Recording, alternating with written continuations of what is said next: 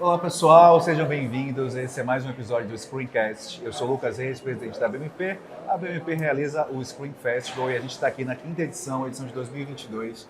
Provavelmente você está ouvindo esse podcast já em 2023. Lembrando que o podcast, o Screencast, tem o apoio do Sebrae e da Rede Bahia. E eu estou aqui com três feras que aparentemente estão em áreas diferentes, mas que a gente vai mostrar que está tudo conectado. Screencast.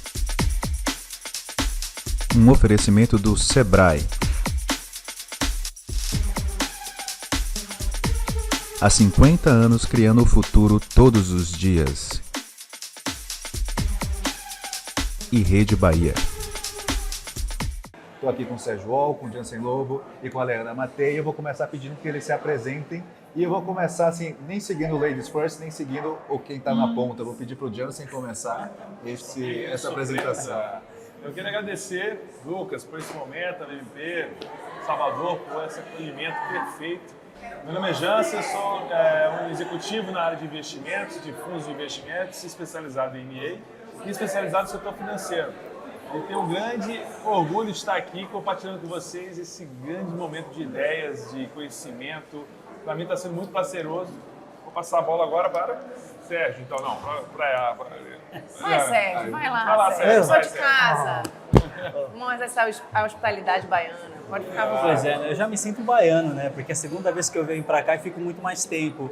Mas muito obrigado, Lucas, pelo convite. Eu acho que participar do Scream nos dá a oportunidade de mostrar as evoluções do segmento financeiro. Eu sou um verdadeiro amante dos jogos videogame, porque foi meu primeiro empreendimento, né? E continuo jogando até hoje. Eu sou publicitário, tive uma agência por mais de 20 anos e aí aos poucos eu vou entregando a minha idade. Você começou novo? Comecei novo e eu pude aprender no mercado publicitário um pouco sobre consumo, sobre as necessidades da população para realizar o sonho das grandes empresas, que é gerar consumo, né, e assim por diante. Mas foi dentro do mercado publicitário que eu tive a minha maior dor dentro do mercado financeiro, que foi pedir crédito. E eu falei para o gerente, vou abrir um banco. E aí, 15 anos depois, estou abrindo um banco em parceria com vários expoentes do mercado financeiro que me acolheram, né, para apoiar. Hoje é um banqueiro. Eu faço aquelas brincadeiras que, como banqueiro, eu sou um ótimo publicitário, porque entendo muito de mercado. Mas eu acho que é bom essa junção, né? Porque, afinal de contas, enquanto o mercado financeiro está muito focado na guerra, quem tem muito mais conta, quem mais oferece crédito, eu já estou pensando em crescer a qualidade através da vivência dos serviços financeiros, mas com uma pegada muito mais social, né? De entender as dores, e eu acho que é isso. Muito obrigado. Last but not least. Bom, eu sou Leana Matei, sou diretora da Aganju. A Aganju é uma consultoria na área de ESG, de impacto social. E sou comunicadora, escritora, palestrante. Realmente não entendo muito, né, de tecnologia, de investimento um pouco, mas entendo de gente. E gente tem valor e gente também tem a ver com valores financeiros e preço, né? Como é que a gente constrói essas métricas para além do que a gente vê na cifra. Então, cada vez mais os novos negócios, sejam eles quais forem, né, estão pensando nos seus impactos a partir daquilo que eles deixam. Qual é o legado que a gente pode deixar no mundo, trazendo essa perspectiva mais integrada. Então, estamos aqui, vamos conversar. Massa. Eu vou, de novo, assim, conduzir de um tema diferente, de um jeito diferente. A gente vai falar muito aqui de serviços financeiros, mas antecipando a história do Sérgio, que é um cara que eu pesquisei sobre e tal, pelo que eu li, Sérgio, você criou o Conta Black porque você não conseguiu crédito, inclusive por ser uma pessoa negra e tal. E aí, antes de eu realmente passar a palavra para você, para ouvir mais essa história e o mercado que você está endereçando, queria levar para a Leandra, porque isso é um exemplo de como falar de ESG não é falar sobre caridade, sobre politicamente correto, é falar sobre negócio, né? Como tem oportunidade de negócios, e quando a gente coloca uma lente aí mais diversa, uma lente ESG, comparando com ESG, a gente consegue endereçar. E aí eu queria ouvir você sobre isso. Com certeza, porque durante muito tempo, se olhar para a população pobre, ou negra, ou favelada, ou periférica, como uma população à parte, esquecendo que essa população ela veste, ela come, ela vive, ela consome. Então, hoje, graças a diversas iniciativas como a sua e outras tantas, né, como G10 Favelas, a CUFA, Gerando Falcões, a gente trouxe esses espaços sociais, esses territórios, como os lugares de poder e de potência não somente cultural, não somente social, não somente simbólica, mas também financeira.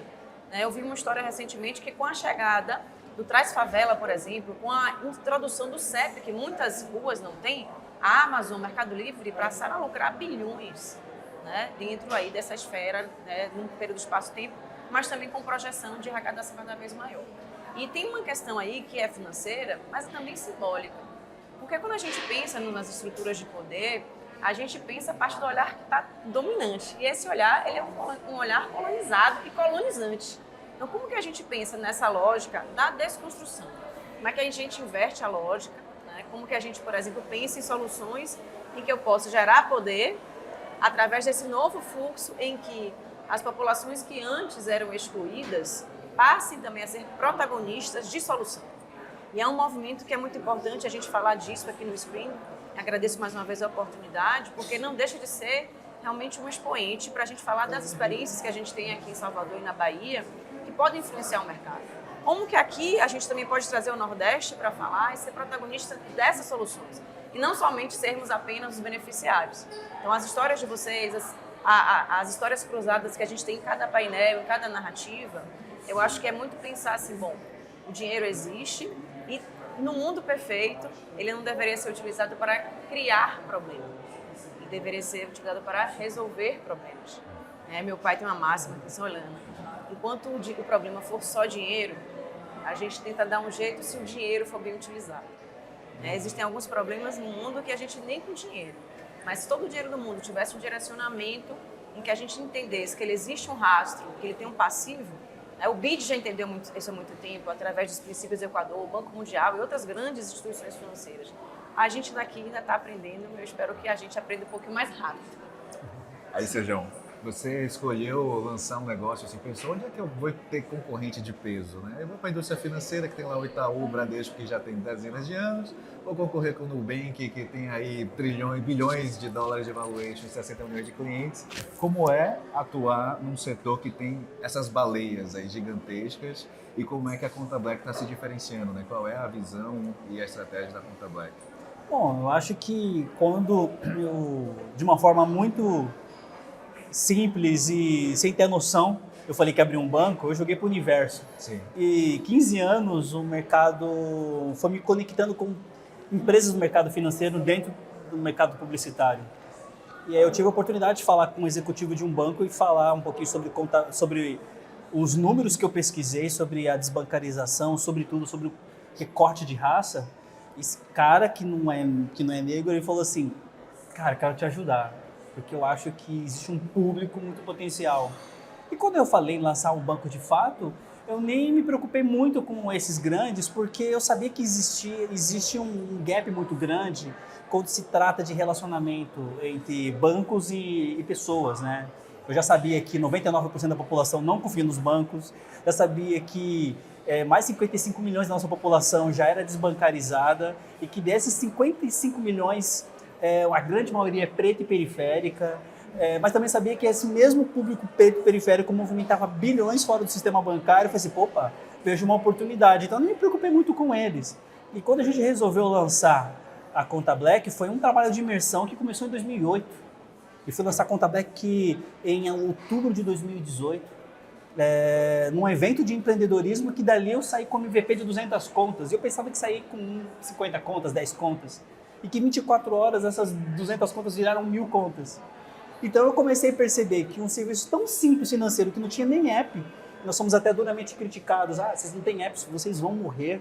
Eu falei assim, não, eu vou encontrar pessoas que precisam de ter acesso a serviços básicos, financeiros básicos. E essas pessoas, elas sentavam em frente do computador, abriam a conta pelo internet bank básico e pediam o cartão pelo correio. E os olhos dessas pessoas brilhavam quando chegava o cartão nome de pessoa física e o cartão nome de pessoa jurídica.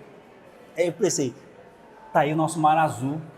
E foi exatamente quando a gente entendeu a nossa força como uma instituição, vimos que os grandes não eram um problema para a gente, porque eles achavam que o nosso público é um público que nunca interessou eles.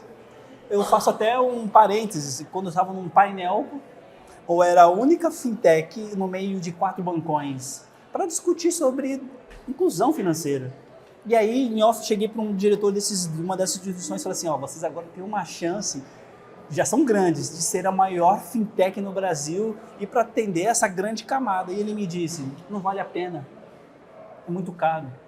Assim, acho que a contestação que eu tive, digo assim, obrigado, você está dando uma oportunidade para a gente crescer. E a Conta Black, ela vem navegando numa velocidade não de cruzeiro, mas ela vem navegando entendendo que o seu crescimento ele está muito pautado em construir a relação e falar assim, olha, você quer uma conta? Tá aqui, abre. Eu não vou fazer uma análise de você, não. Você quer ter agência, conta, fazer Pix, ter um cartão? Tá aqui. Agora, sobre análise de crédito, se você quer ter acesso a crédito, eu vou te ensinar como te capacitar para ter acesso a crédito. Estou construindo relações.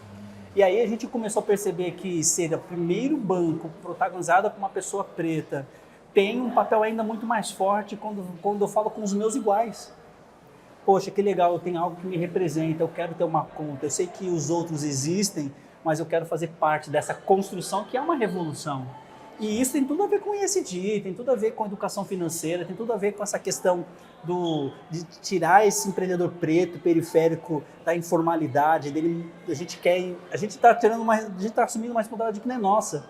Assim, olha, eu vou te ajudar, te ajudar a se formalizar como pequeno negócio, vou te mostrar porque é importante seu CPF ter uma conta, seu CNPJ ter uma conta para eu te levar o crédito.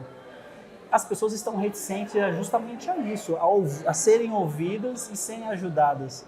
Então a gente foge do contexto do banco. E hoje o papel de representatividade para nós ele é muito importante justamente por esse fato de que precisamos continuar, precisamos resistir, porque o mercado da tecnologia e das fintechs é um mercado muito agressivo. Em 2017 éramos uma das poucas contas digitais ainda quando não existia a lei das fintechs. E hoje existe uma verdadeira paleteria de contas digitais e as pessoas ainda conseguem nos identificar pelo nosso propósito, que é de serem mais incluso, de ajudar ao desenvolvimento do afroempreendedorismo brasileiro. E, acima de tudo, acho que mostrar que crédito não é um inimigo, só depende de uma simples capacitação através de educação financeira. Show de bola. Você falou aí sobre tecnologia e a área de serviços financeiros ela é muito diversa, você tem várias sub-áreas aí, e é uma área de investimento em tecnologia intenso. Né? Assim, alguns dos maiores compradores de tecnologia do mundo são do setor financeiro, porque você está lidando com dinheiro, então você precisa ter um nível de segurança muito alto e porque também é uma área que está sob uma pressão disruptiva grande, tanto pela regulamentação. No caso do Brasil, a gente tem uma agenda do Banco Central aí que é incrível, falando sobre Open Finance e tudo mais. E a gente tem lá do outro lado, né, do lado que não é o lado governamental, uma disrupção via Web3. A gente tem falado de serviços financeiros descentralizados, DeFi e tal. Então, Jansen, qual é a sua visão aí da tecnologia para o setor financeiro? Assim, esse é um momento incrível porque tem muita coisa acontecendo, ou esse é um momento desesperador porque tem muita coisa acontecendo e a gente não sabe o que é que vale a pena nessa hora? Lucas, eu acho que é um momento incrível. Nós estamos passando, eu acho que é a terceira revolução do setor financeiro agora. Sim. O setor financeiro passou pela revolução de ter uma agência física no seu celular. Agora está passando o seguinte, eu preciso ser uma agência boutique no seu celular, eu tenho que trabalhar a experiência do cliente. E com o advento do Open Bank, Open Finance, como é que eu posso potencializar essa minha relação e trazer produtos que vai atender não somente a necessidade pessoal, mas a necessidade das empresas, do MEI, PME, através de uma experiência. Então, as instituições, os grandes bancos, hoje, se você for ver, todos eles têm uma fintech. Todos. É unânime. Por quê? A fintech dá a flexibilidade que o grande banco não consegue ter. Agilidade, celeridade e uma linguagem próxima à sua experiência do seu cliente. E é a máxima que eu falo, né? Surgiu várias boutiques de investimento. Por que surgiram as boutiques de investimento? Porque os grandes bancos não sabiam trabalhar a diversificação e a customização para aquele cliente, a experiência daquele cliente. E aí surgiu as boutiques. Agora as boutiques querem virar banco e os bancos querem virar boutiques. Então esse é o grande debate hoje, mas eu acho que é um momento revolucionário, um momento de grandes oportunidades. As fintechs estão passando por uma grande transformação também, porque é a sustentabilidade do seu modelo, que algumas fintechs não estão conseguindo sustentar o seu modelo de negócio. Então elas têm que pensar o quê? Como é que eu sustento o meu modelo de negócio? Trazendo mais produtos financeiros acessíveis ao meu público-alvo, mas de uma forma customizada, de uma forma diferenciada. Então, assim, a transformação, o momento do setor financeiro para mim, é um dos melhores que tem agora no momento, e é o momento de transformação das fintechs. As que ficam e as que vão perpetuar, que vão ter sustentabilidade e vão criar um modelo realmente rentável para elas, mas também com o foco que nós falamos no nosso painel aqui agora há pouco. Desenvolvimento humano, impacto social, porque isso é uma das premissas hoje que todos os grandes fundos de investimento estão buscando. É o quê? Eu preciso investir em quem transforma e traz o impacto social e diminui a desigualdade e realmente faça um ciclo de não somente dar o crédito. Então eu falei até com o Sérgio, cara, tu tem um negócio top na mão. É economia colaborativa, cara. Você pega a indústria, o varejo, quem quer investir, o design, você coloca isso tudo numa plataforma, você fomenta o ciclo. Isso tudo o quê? Gera emprego, gera desenvolvimento, gera impacto social. Nós tivemos uma pergunta maravilhosa do Mário Carvalho, lá no nosso painel, e eu falei assim, cara, você pode criar com tecnologia uma comunidade em que você não precisa nem ter moeda. Você pode falar assim, olha, eu sou um motoboy, eu quero ter crédito. Você fala assim, não, você quer ter crédito para quê? Eu preciso comprar alimentos para minha família. Beleza, então você vai ter crédito na mercearia do seu Zé, na esquina da tua comunidade. Beleza, mas como é que eu vou pagar isso? Você vai prestar serviços para a comunidade ou para o seu Zé, utilizando a sua moto em momentos oportunos. E isso tudo cruzando na plataforma tecnológica. Isso é o escambo digital, dizendo. Então você consegue trazer um impacto social e movimentar recursos. Tá? É ser criativo. Então o setor financeiro, para mim, na minha visão, está passando um momento único, singular de transformação. A gente está gravando aqui durante o Screen Festival, edição de 2022. Relembrando, eu sou Lucas Reis, presidente da BMP, que organiza esse festival. Estou aqui com o Sérgio, com o Jansen Lobo, com a Leana Matei. A gente está falando sobre esse mundo dos serviços financeiros que está passando por uma revolução bastante grande. Perguntei para o Jansen sobre tecnologia, ele falou na resposta sobre criatividade, que é o foco do Screen, né? Como a criatividade aplicada, ela provoca inovação e essa inovação gera oportunidade de negócios, de emprego e de renda. Sérgio, o que eu tenho percebido, assim, a minha visão eu não sou especialista, né, mas eu sou curioso. A minha visão do setor financeiro é que você tinha bancos gigantescos, especialmente no Brasil, que ofereciam muitos serviços e, naturalmente, ninguém consegue ser bom em tudo. E aí, por conta de tecnologia, por conta de regulamentação, passaram a surgir players que resolvem um problema específico e tal. E pelo que você falou da Conta Black, você também mirou, assim, eu miro em serviços mais básicos, para um público que é desbancarizado e tal. Queria ouvir um pouco mais dessa estratégia, assim. E, pegando o que o Jansen falou, assim, isso às vezes viabiliza que a fintech chegue, sobreviva, né? Se passe daquele vale da morte inicial. Mas como é que faz para escalar depois, né? O Nubank agora está passando por isso, né? Já é um banco, já tem conta, mas agora precisa rentabilizar oferecendo mais serviços e não é tão simples assim. Eu queria te ouvir um pouco sobre isso.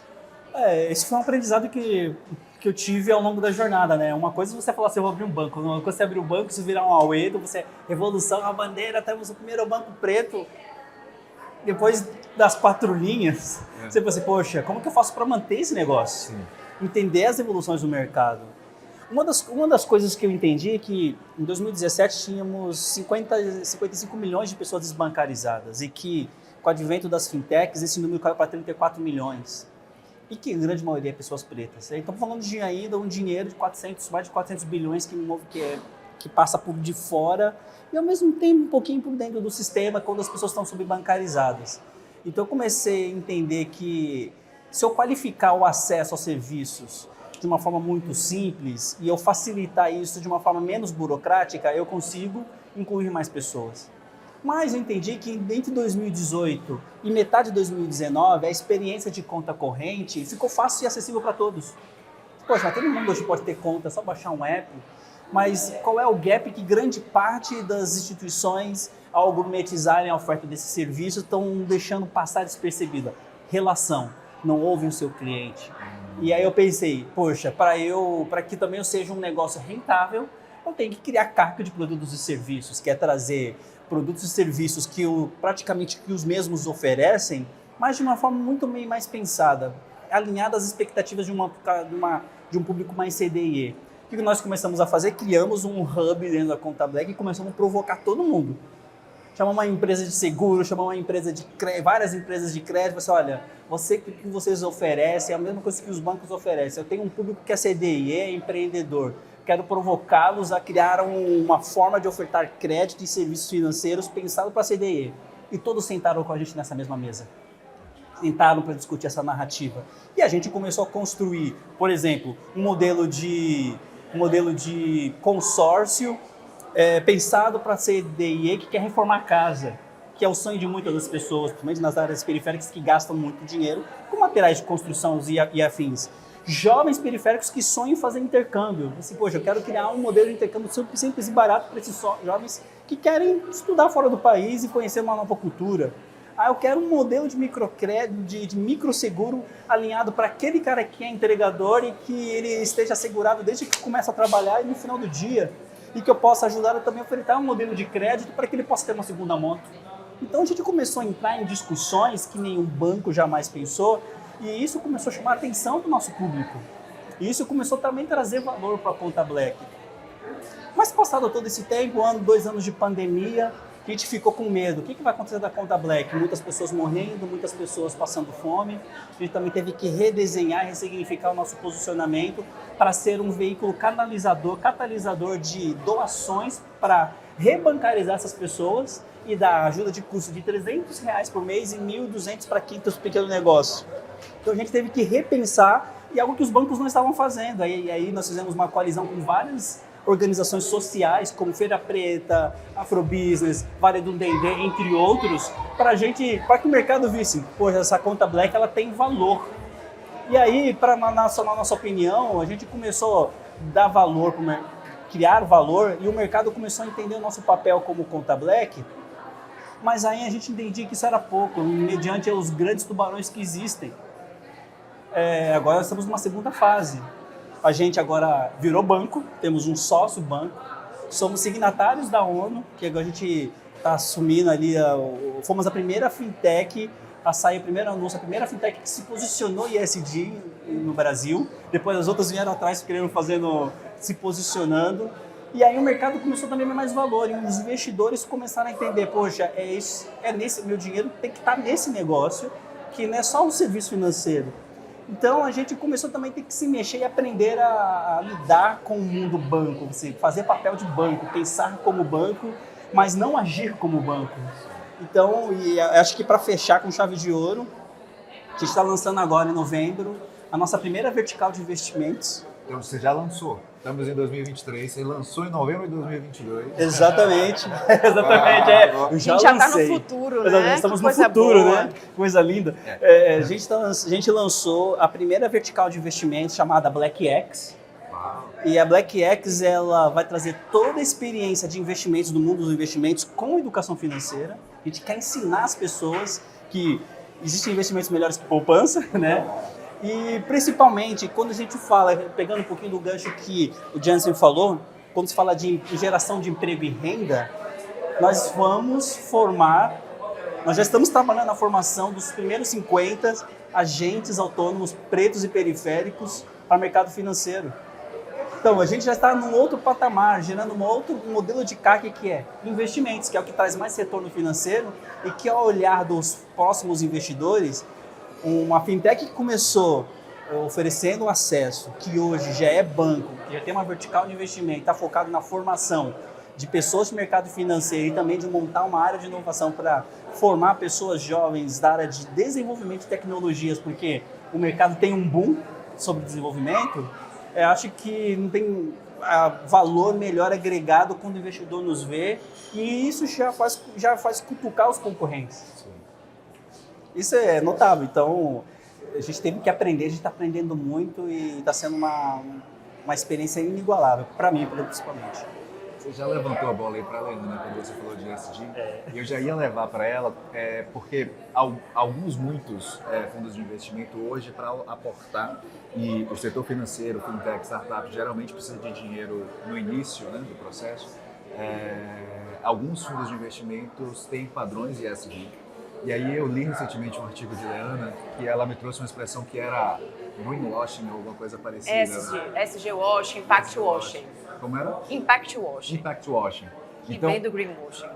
Para disputar esse dinheiro, você não pode ser fake, né?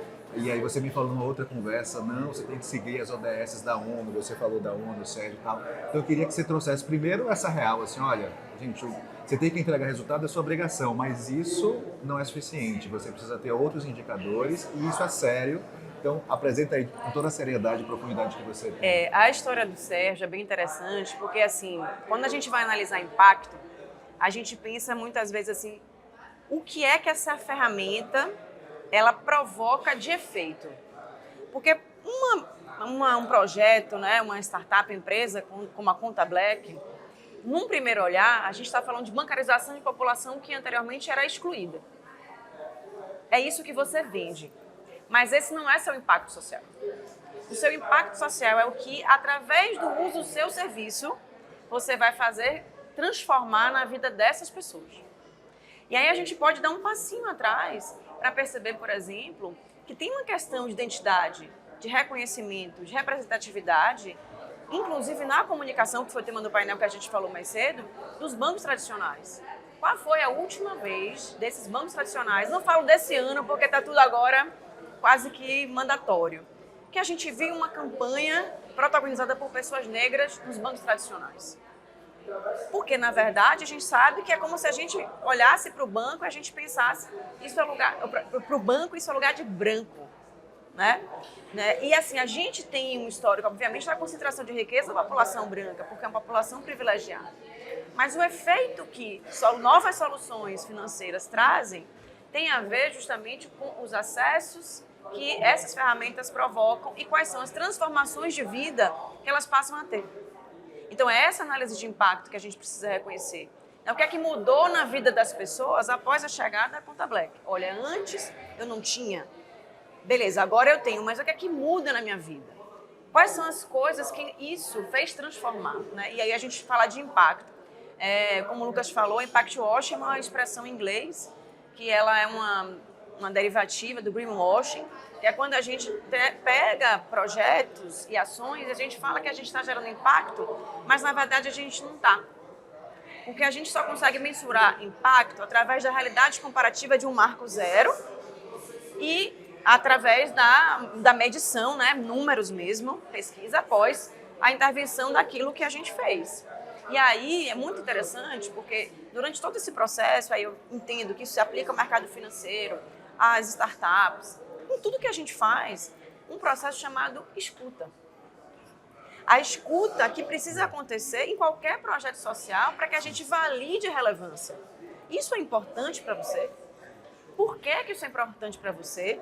Por que essa população não bancarizada precisa de um serviço? Inclusive para perceber que dentro dessa diversidade existem muitas diversidades, com muitos desejos, com muitas demandas diferentes. E é claro que é depois uma maneira estratégica de cada negócio transformar isso em produto, né, em solução, mas a partir de uma realidade conhecida e não apenas no chute. Perfeito. E aí, só para concluir, que um ponto que eu queria levantar, e já talvez passando a bola aí já é que assim, quando a gente está falando de dinheiro, a gente está falando de entendimentos reais, né? Quanto custa o quilo da carne, quanto custa o quilo de feijão, onde é que eu gasto, né? O milagre, né, que é viver com salário mínimo, eu acho que isso é a maior inovação que a gente pode ter no Brasil. Né? A pessoa que consegue sobreviver com esse valor, eu falei, meu amor, me explique aí. E ainda sorrir. É quase que uma felicidade clandestina, como diria a Clarice Lispector, né? É uma felicidade assim que chega e incomoda a gente. Porque você fala, rapaz, não é possível que essa pessoa esteja sobrevivendo, feliz, aspas, né? Mas assim, conseguindo um mínimo de sociabilidade. E às vezes a gente está aqui sentada no nosso sofá de privilégios, né? No caso, falando por mim, que deveriam ser direitos, né? Adquiridos e justos para todas as pessoas. E às vezes a gente se pega no mau humor por umas coisas assim ridículas, imbecis. Mas voltando, então quando a gente está falando de dinheiro, tem essa construção social do valor, tem um valor real que a gente precisa, mas também tem uma aspiração, porque se a gente pensar que todas essas cifras, todo o dinheiro do mundo não existe. A gente explica para aquela pessoa de base, por exemplo, que o dinheiro dela agora está no aplicativo. Então tem a ferramenta, né? Mas também tem o que a gente chama de educação financeira, Isso é importante. né? Numa população que é subescolarizada, uma população que tem uma certa desconfiança em relação aos aparelhos e à internet, porque não recebeu e não tem essa familiaridade. É como eu lembro que a primeira vez, gente, uma história, morava fora, morei na Inglaterra, e aí para concluir, vou contar um exemplo de quando eu morava lá. Eu liguei para minha avó pelo Skype, a gente não tinha FaceTime. Ela saiu correndo. Ela saiu correndo da sala, ela se escondeu, minha mãe achou que era uma aparição, que era brincadeira, ela achou que era coisa do demônio, né? Então, obviamente, aí uma ilustração. E quando eu morava fora, eu morei na Inglaterra há 2 anos, em Londres, estudante naquela época, ainda não tinha regularizado minha cidadania e tal, e eu fui tentar abrir uma conta. E aí cheguei, para abrir a conta, eu morava em Brixton, que é um bairro negro, eu era imigrante brasileira. Brasileiro, a gente infelizmente sabe que sobre nós caem alguns estereótipos, alguns injustos, outros nem tanto.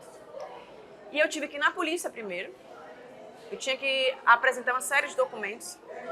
Eu fui para a polícia e eu tinha que ter um registro do imóvel. Mas eu não poderia... Como é que eu tinha um registro se eu acabei de chegar e o imóvel não era meu?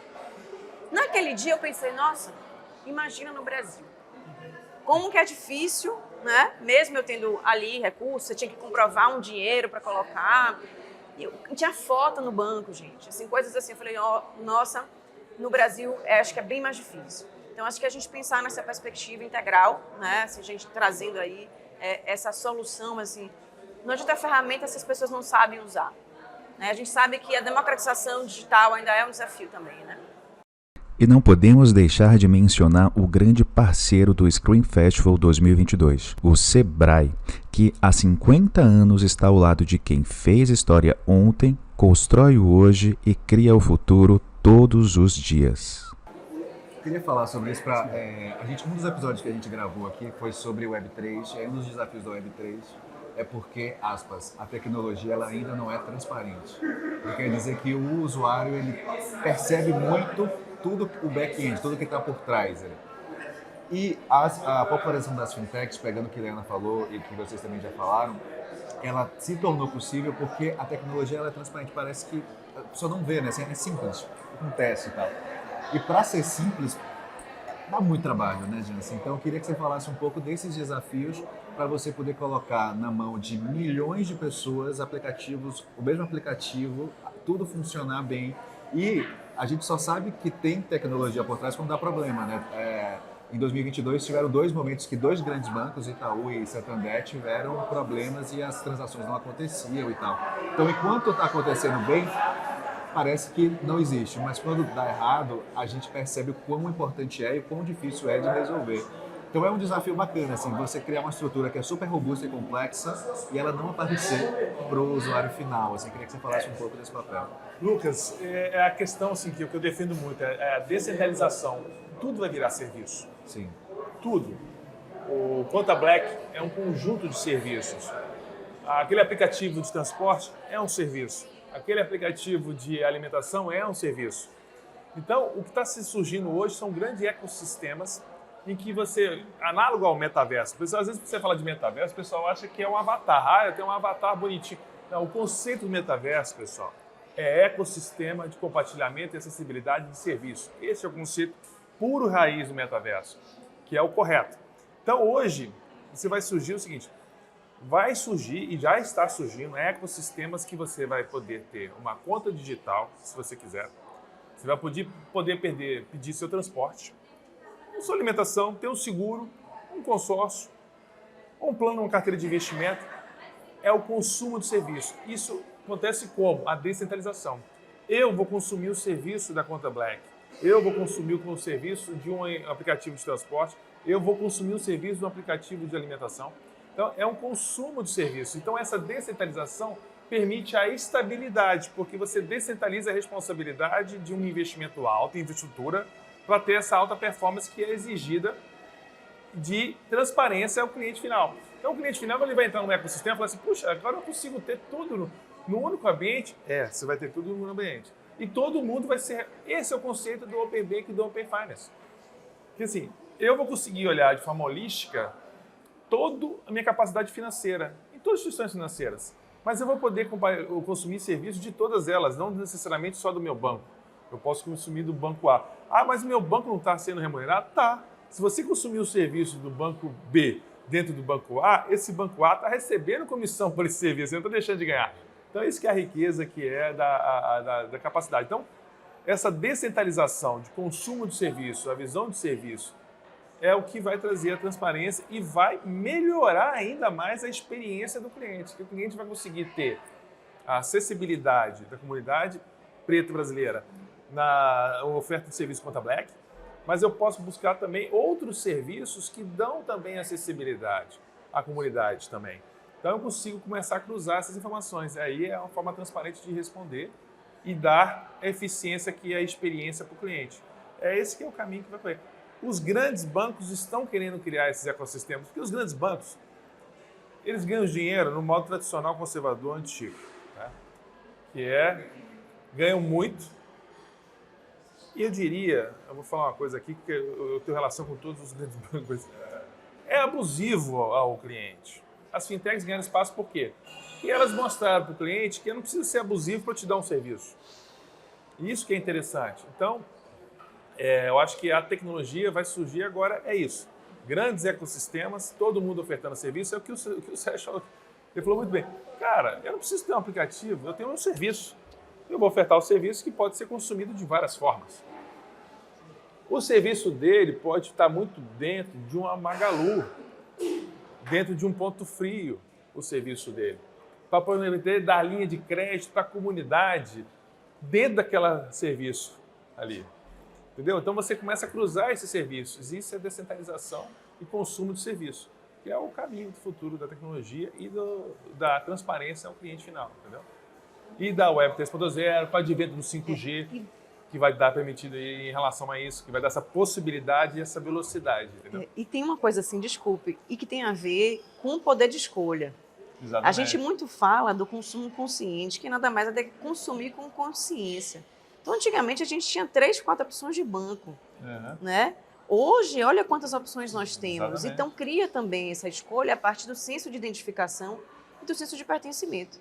Né? Se eu tenho uma opção, e eu sou uma mulher, por exemplo, e estou no Nordeste, será que eu vou escolher aquele banco que eu acho que tem uma comunicação um pouco mais agressiva e não me representa e não ajuda a resolver os meus outros problemas?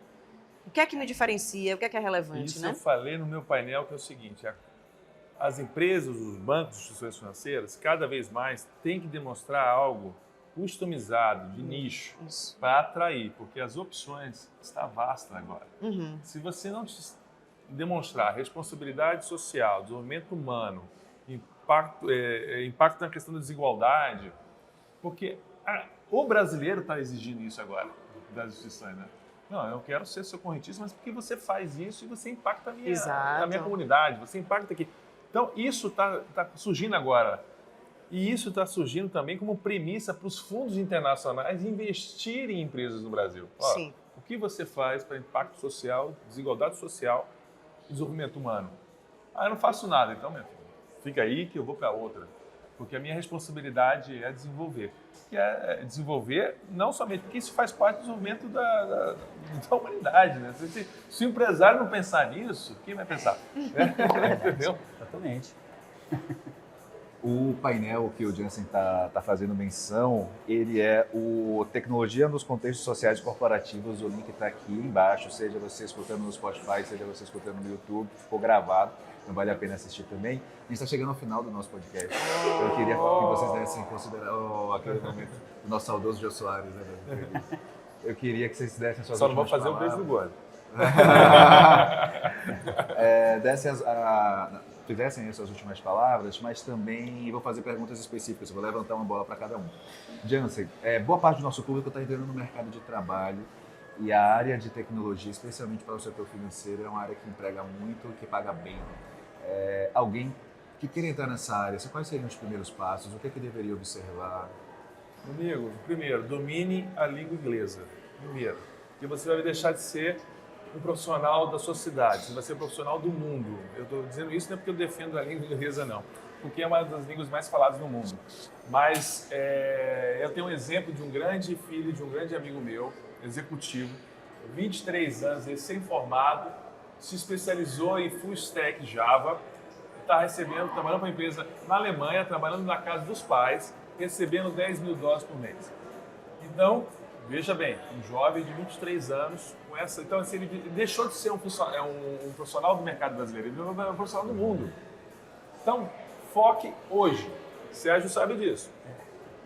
Desenvolvedores, é o mercado que está mais necessitado de... Por quê? As empresas estão passando por transformação. Sérgio sabe disso 5G, do lado do que paga a conta, Finance, né? Open Finance, Open Bank, 5G, que vai revolucionar o varejo, vai demandar muito desenvolvimento, muita transformação. E isso é mão de obra qualificada. E não é só Brasil, não, estamos falando do mundo. Então você hoje você pode trabalhar não somente para uma empresa, você pode trabalhar para 3, 4, estando em casa. Porque não precisa hoje mais você estar no escritório. Então eu acho que para o jovem hoje que está buscando esse conhecimento buscar as instituições que dão essa capacitação, tem várias aí, que inclusive não cobram por essa capacitação, e é uma oportunidade muito grande. Mas assim, tem que estudar, tem que focar e dominar outras línguas também, que é importante. E a gente tem capacidade para isso, basta focar. Respondendo a pergunta é essa. Perfeito. Eu queria que a Leana também desse suas últimas palavras e falasse com o empresariado que não entende ESG, acha que é uma moda, quer muito que isso não pegue, mas isso já pegou, isso já é real. Então eu queria que você desse a mensagem de que não adianta lutar contra, é melhor absorver, aceitar isso e tirar vantagem disso, porque isso é bom para os negócios, né? Então eu queria que você falasse para o empresariado. Eu acho que é uma visão muito rasa pensar que se a gente quer um mercado consumidor crescente, se ele não estiver bem socialmente, se ele estiver saudável, se ele não estiver produtivo, a gente vai ter esse mercado consumidor, né? Então, as empresas, elas precisam ser parte dessa solução, porque seria muito, assim, pequeno pensar que uma empresa ela é uma ilha, uma redoma, ela não é. Existem diversos casos de empresas que criaram estratégias para desenvolver a comunidade do seu entorno, justamente para que ela pudesse consumir seus próprios produtos. Tá? A Ford, por exemplo, historicamente, a primeira fábrica da Ford, eu não vou me lembrar muito da cidade, eles começaram a fazer um valor para que os próprios funcionários comprassem, né, os veículos, porque eles ganhavam pouco, para que a partir desse mercado surgissem as oficinas, as bolacharias, o restaurante do lado da oficina, o vendedor de parafuso. Então, nós vivemos um ecossistema desde sempre. A natureza, ela nos ensina isso. Então, todas as espécies, de alguma maneira, se relacionam. E quando a gente pensa aí no net positivo, no capitalismo de stakeholder, a gente precisa entender que essa geração de valor, e por que não dizer também de lucro, mas esse lucro compartilhado, ele é uma premissa para um desenvolvimento mais horizontal. Se eu tenho um desenvolvimento verticalizado, eu não crio desenvolvimento, eu crio desigualdade. Então, a riqueza, ela é um espaço de compartilhamento. Como que a gente vai vender mais se as pessoas não estão consumindo porque elas não têm acesso? Então, é um pensamento inteligente, é um pensamento filosoficamente mais bonito, né? Você ajudar a construir futuros, você devolver às pessoas o direito de criarem expectativas e sonhos e etc. E não é uma moda, tá, Lucas? Assim, eu não me apego muito aos nomes, né? Pode ser ESG, capitalismo de stakeholder, sustentabilidade, capitalismo consciente. Olha, o nome, para mim, não me importa. Em resumo olha, as empresas não podem se resumir a entregar o óbvio. O óbvio é obrigação, gente. Isso é verdade. Né? Então, nós precisamos ir além, construir e fazer do nosso negócio uma ferramenta de transformação. Então, eu deixo para você que está ouvindo aí, você que é de empresa, assim, qual é o problema do mundo que a sua empresa ajuda a resolver? E se sua empresa não existisse, quem sentiria falta além da sua conta financeira? Né? Então, cada vez mais nós, pessoas, profissionais, estão escolhendo, e através de uma percepção muito dura, de que nossa passagem na Terra é bem rápida, que isso seja minimamente divertido e interessante. Então, nos Estados Unidos, as pessoas estão saindo de seus trabalhos porque não se identificam com os seus valores, e isso tem tudo a ver com a atuação dessas empresas, em termos de responsabilidade. Então, aí deixo aí esse convite, aliás, uma convocação, né, para pensar um pouquinho aonde começa e termina os impactos das empresas com as quais nós nos relacionamos e de que maneira a gente pode realmente aí contribuir para resolver problemas do mundo, e com certeza no final do dia a gente vai poder dormir mais tranquilo, mais feliz e ver com certeza aí um pouco mais de lucro, mas um lucro mais justo, com certeza. Mas compartilhado, né? Sergião, queria que você desse as últimas palavras fazendo o pitch da Conta Black aí. Conta por que todo mundo tem que abrir uma conta na Conta Black. Pois é, antes de dar o pitch, eu acho que a mensagem que eles deram serviram para mim, né? Porque eu vou ter um desafio em trazer profissionais do mercado de desenvolvimento. Eu acho que ter esse pensamento de construir uma sociedade justa a partir do ponto de vista dos nossos clientes é o nosso desafio. E acho que o maior desafio da Conta Black é continuar sendo relevante, para não ser rotulada, ser mais um serviço financeiro que vem para ser nichado. Não, pelo contrário. E acho que o pitch da Conta Black, ela é muito anárquica no bom sentido de falar assim, qual é o seu lugar no mundo? Você está contente com o serviço financeiro que você é atendido? Eles te dão um devido valor como cliente e tem um foco em te ajudar a construir um futuro para o seu negócio, para você também deixar legados. A Conta Black, ela simplesmente está aqui para ser não só um braço de revolução, ela está querendo fazer com que um gigante adormecido, que hoje representa 57% da população, se veja como uma potência financeira. E até hoje os dados têm mostrado negativamente que nós movimentamos bilhões e até então o mercado não nos dá o devido valor. Agora imagine, eu sendo um banco e você sendo meu membro, que nem correntista é porque eu não acorrento ninguém. Boa.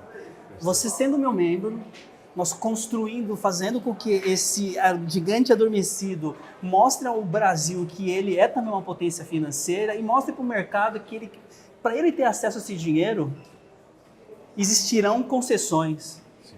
Campanhas publicitárias para pessoas mais pretas, pessoas pretas nos cargos de diretoria, de liderança nas empresas, um black money que funcione de fato e que gere valor para todos os membros que fazem parte desse ecossistema. Eu acho que esse é um desafio da Conta Black em trazer essa educação de nós precisamos construir uma comunidade financeira mais impactante para que o mundo nos dê valor. E nós abrimos um escritório em Nova York. Uau. Abrimos um escritório em Nova York, investidores já estão vendo a Conta Black como uma grande potência para a América Latina e sabemos que a nossa responsabilidade ela ainda é muito maior, muito grande, dado o tamanho do nosso público. Então, o único convite que eu faço para os nossos telespectadores, né, nesse ano de 2023, né, sim, exatamente. é que a conta você não precisa cancelar a conta que você está usando. Seja apenas um membro da Conta Black, faça parte desse coro de pessoas que querem ser vistas como potência financeira. Baixe o nosso app, ajude-nos a melhorar a entrega desse serviço para que esse ano eu possa contratar mais pessoas pretas, para que eu possa formar mais pessoas pretas, para que eu possa trazer um modelo de crédito mais assertivo, focado no desenvolvimento da nossa comunidade afroempreendedora e que eu possa ofertar um serviço de crédito que eu não tenha que fazer análise. Eu simplesmente falo assim, eu vou te dar um modelo de crédito porque eu acredito em você. E isso é possível, porque nós não estamos reinventando a roda, só criando uma calota diferente. Então a ideia da Conta Black é essa, convidar que as pessoas façam parte desse time, baixem o nosso app. Se você quer abrir uma conta PJ, acesse o nosso site contablack.com.br, tá um link lá para a sua empresa. Lá você pode abrir a sua conta PJ. Não vou fazer nenhuma pergunta simples, a não ser que você colocar os seus documentos. E eu quero te mostrar que nós somos diferentes e que nós só poderemos chegar a algum lugar se você estiver junto com a gente. Perfeito. É isso. Arrasou. Vambora. Agradeço. Já vou abrir a minha. Boa. Esse foi o episódio do Screencast. O Screencast é o podcast do Screen Festival com o apoio do Sebrae e da Rede Bahia. Muito obrigado, Leana. Muito obrigado, Jansen. Muito obrigado, Sérgio. Obrigada, Esse gente. papo não termina, a gente poderia continuar muito mais. Muito mais. Com certeza. E obrigado a você. Screencast. Um oferecimento do Sebrae. Há 50 anos criando o futuro todos os dias. E Rede Bahia.